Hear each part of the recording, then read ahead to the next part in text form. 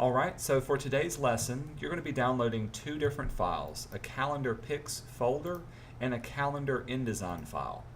When you download both of these, make sure that they stay together, meaning that they're in the same folder side by side. And you never want to put the calendar InDesign file into the pictures folder. The reason why is we'll be linking up pictures from this folder, and we want to make sure that the directory stays the same no matter where you put it. So when you download them, just make sure that they're in the same spot. I'm going to open up my calendar InDesign file, and this is what it looks like. I've done the first page for you to give you an idea of what I'm looking for. We're going to be making a calendar page for every month of the year, and you're going to be using these images that we downloaded in the calendar pics folder to place on each month. You can place whatever image you want and whatever month that you choose. There's really no order. I'll leave that up to you.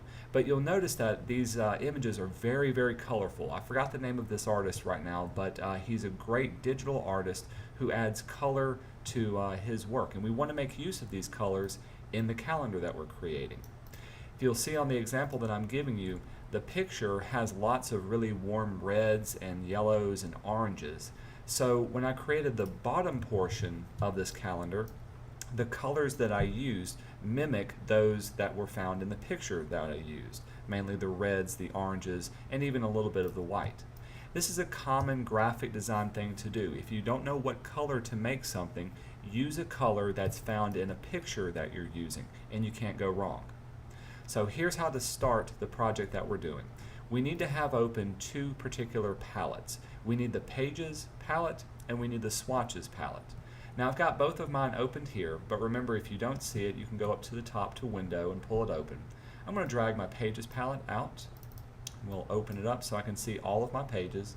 And since we're working with colors, I'm going to drag off my Swatches palette and have that open and handy. The rest of them we'll just kind of close off to the side and not worry with too much.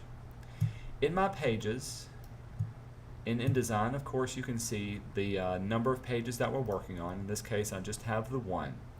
Additionally, we have a master page, and a master page works kind of like a template, meaning that if I've got a page that I know I want to look very similar or look the same, and I want to be able to reuse it, then I can make a master template and just drag that page over and over again. So for all of my pages, I want them to have a picture at the top. I want them to have the text or the month in the same spot. I want it to be formatted the same. The only thing I want to be changing are the colors and the dates and the months for this one. If you click on your Pages palette, double click or find the word A Master. And here's our little image. I'm going to double click on this one, and this will open up our master page. And you can see I've just typed out dummy text for everything. Let's go back into my normal view mode so you can see the full layout of it. The very top is just a picture box, and down below I've got text boxes that have all the information lined up inside of them.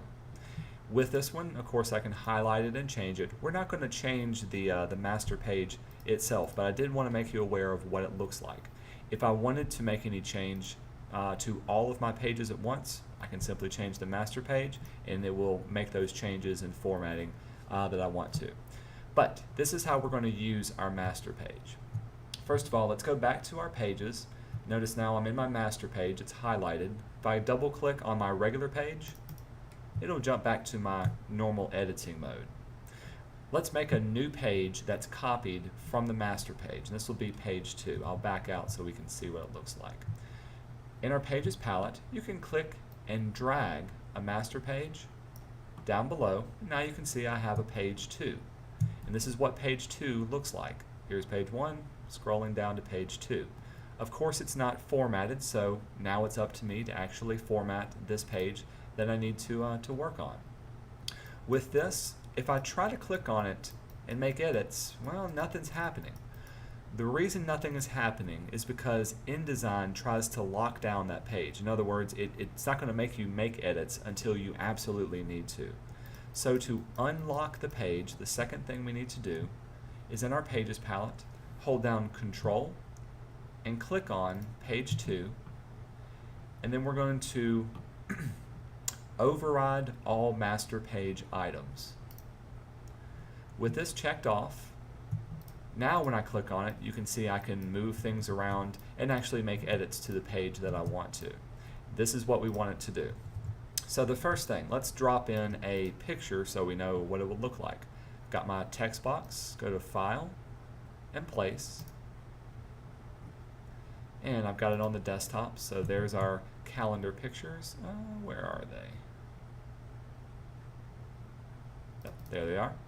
And I'm just going to choose one at random. This one looks pretty good. We'll say Open, and it's placed within here. Now remember, all of your pictures are going to be different sizes and different proportions. So if you need to change it, you can click on the little circle in the middle, and you can click and drag and change the size or the position of the picture. As long as it's filling up the entire area, that's great. I'm going to move this up so we can see a little bit more of the actual scene. With this created, now all I've got to do is to choose some of the colors to work with. Here's the next great tip to work with.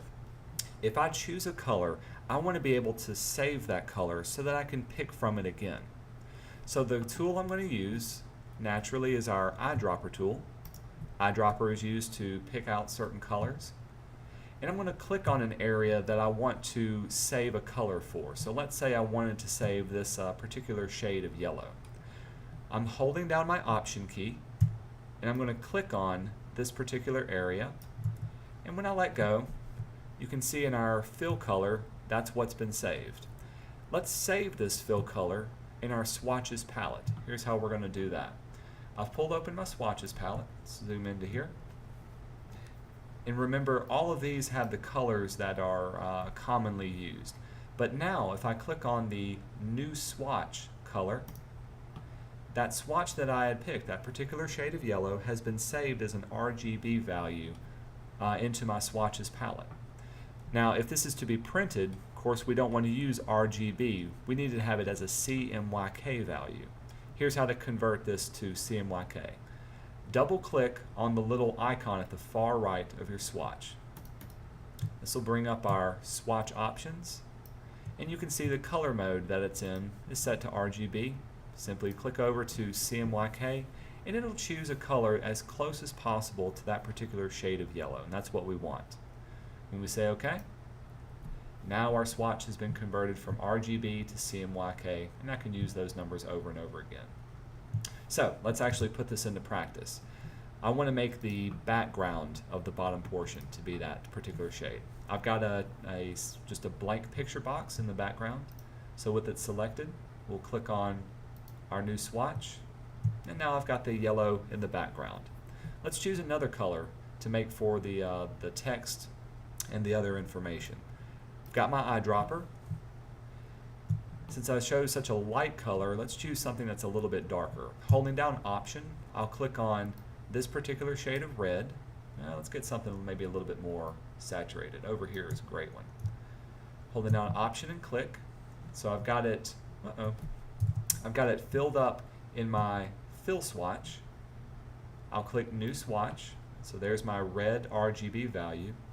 And I'm going to double click the little RGB icon and change its color mode to CMYK. We'll say OK to that. Now with it saved, I can start using it. Let's choose my text tool. I'll highlight the word month and convert it over to red. I can do the same thing for all of my other text. So Sunday, if I want it to be red, double click Monday. Let's pull this down so I can quickly do it. Double click Tuesday, Wednesday, Thursday, Friday, and Saturday. Alright, so it's coming along pretty quickly. Let's go into preview mode and see what it looks like. Not too bad. Here's another quick way of using colors. So you notice that I had to click on every single one of these boxes to highlight it and to change the color value that I'm working from. That's going to get really monotonous if I have to click all 30-something text boxes for the text that we're using. Here's the quick way of doing this. I'm going to use my selection tool. And with my selection tool, let's go back into normal mode. I'm going to hold down Shift and just select all of my text boxes.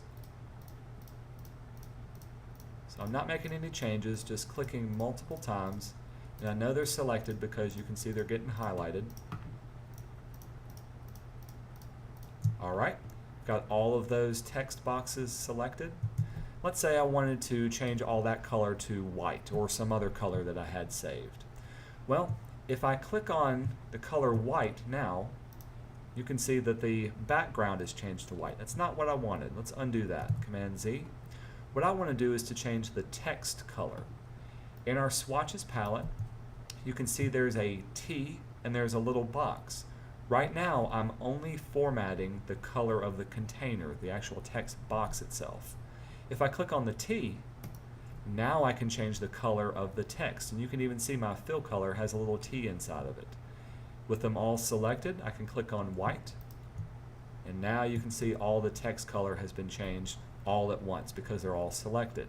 And I don't really like that color white. Maybe I would choose a darker color, something like that, or even different to work from. The last thing that you need to do, once you've placed your image, once you have changed the color and chosen the colors that you need to do, simply change the information and make it appropriate for each month. So if that was January, this is February. You may need to open up a calendar to see what days start and stop, but I can see that January ends on a Thursday, or excuse me, a Friday, so I'll just highlight these and delete away all the others till I get to Saturday, and we'll start numbering off each of the days from here. Simply double clicking, changing the numbers as necessary, so on and so forth. All I did was delete away the numbers in text boxes that have no number for that one. Alright, I'm going to turn it over to you. If you have any questions, feel free to email me or ask me tomorrow. When you are finished, I want you to save this as a PDF and to upload it to Moodle. Remember, to save something as a PDF, you can go to File, down to either Export, or I use the presets, Adobe Presets, and we'll choose the smallest file size. We'll keep the name, say OK. Everything else will stay exactly the same, and we'll export it. And I should have a PDF somewhere, there it is, on my desktop to upload to Moodle.